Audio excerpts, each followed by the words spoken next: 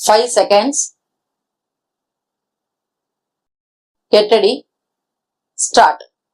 மாண்புமிகு பேரவை தலைவர் அவர்களே, கடந்த 2 ஆண்டு காலமாக மிக மோசமான நிதி நெருக்கடி போன்ற பல கடினமான சூழல்கள் இருந்த போதிலும் மகத்தான சாதனைகளை நம்முடைய அரசு நாட்டுக்கும் நாட்டு மக்களுக்கும் செய்து கொடுத்துள்ளது என்பதை மகிழ்ச்சியுடன் தெரிவித்துக் கொள்கிறேன்.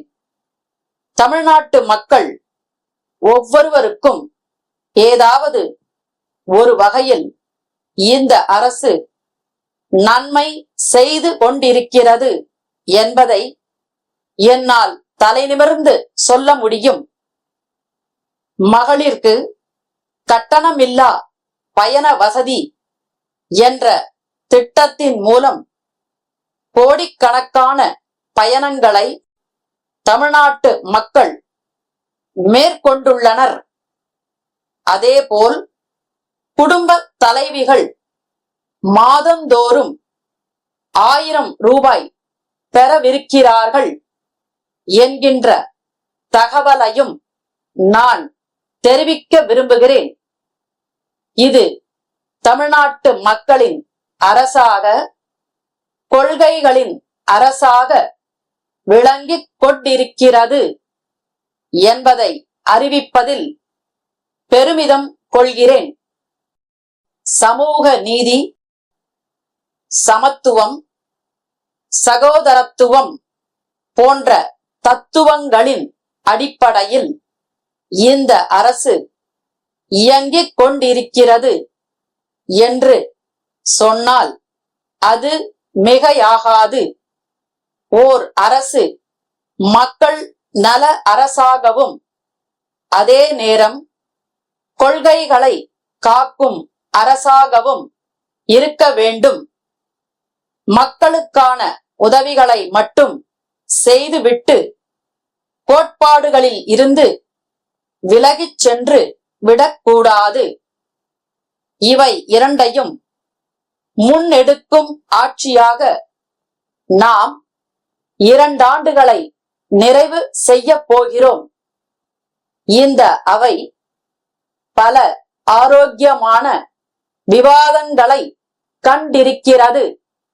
அதை போன்ற விவாதமாகவே உங்கள் அனைவரது உரைகளையும் நான் ஏற்றுக்கொள்கிறேன். ஆதரித்தாலும் எதிர்த்தாலும் மக்களுக்காகத்தான் பேசுகிறீர்கள் என்று எடுத்துக்கொள்பவனாக, ஏற்றுக்கொள்பவனாக நான் இருக்கிறேன். சட்டம் ஒழுங்கை காப்பாற்றி பொது மக்களிடையே அச்ச உணர்வை போக்கி இருக்கிறோம் என்பதை சுட்டிக்காட்ட விரும்புகிறேன். குற்றங்களை தடுப்பதே இந்த அரசின் முக்கிய குறிக்கோளாகும். அந்த வகையில் குற்றவாளிகள் உடனுக்குடன் கண்டுபிடிக்கப்பட்டு தண்டிக்கப்படுவார்கள் என்பதை உறுதியுடன் தெரிவித்துக் கொள்கிறேன். மக்களுக்கு நெருக்கமாக சென்று திட்டங்களை கண்காணிக்க வேண்டும் என்ற நோக்கத்தோடுதான் கள ஆய்வில் முதலமைச்சர் என்ற திட்டத்தை நான் தொடங்கினேன். அதன் அடிப்படையில் மாவட்டங்களுக்கே நேரடியாக சென்று தொடர்புடைய அதிகாரிகளை அழைத்து பேசி வருகிறேன் என்கின்ற தகவலை இந்த மாமன்ற உறுப்பினர்களுக்கு சொல்லிக் கொள்வதில் பெருமகிழ்ச்சி அடைகிறேன். விழுப்புரம் ரவி மின்சார பொருட்கள் விற்பனையாளர், சென்னை கண்ணன் மின்சார பொருட்கள் விற்பனையாளருக்கு எழுதிய கடிதம்.